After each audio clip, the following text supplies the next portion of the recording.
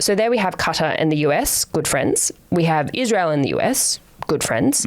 Makes things tricky when Israel carried out an airstrike in Doha for the very first time. Yeah, so as far as that strike goes, Israel's military said it was a precision strike, in their words, against the leadership of Hamas and members of its ceasefire negotiating team. So those leaders were in their office meeting to discuss the latest ceasefire proposal that had been put up by the US. And while most of them survived, Hamas says that 5 of its members were killed. And that included the son of its exiled Gaza chief Khalil al-Hayya.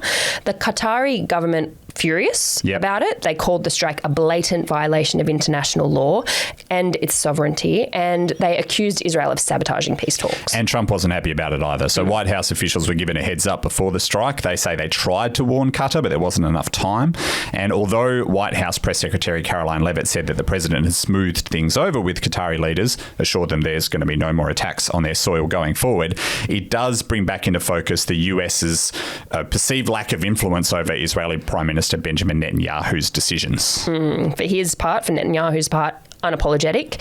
He says the targets were the plotters of the October 7 terrorist attacks. Israel's President Isaac Herzog also doubled down. He said, and the quote is, "If you want to move on, you have to remove some of the people if they are not willing to get that deal." Yeah, so then it's worth also, as we mentioned before, thinking about some of the other countries in this region and how they feel about everything that's going on. So we mentioned earlier that Qatar hasn't had great relations with Saudi Arabia and the UAE, but this chapter has actually brought them kind of closer together. So in the 2 days after the strike, leaders from those nations jetted into Qatar to show solidarity with it.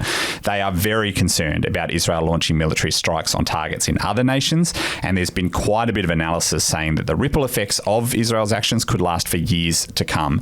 Getting those nations on better terms would be a huge change to the balance of the Middle East, and it could ultimately make life more difficult for managing other conflicts in the region. For now, though, Qatar says it's willing to continue acting in that mediation role.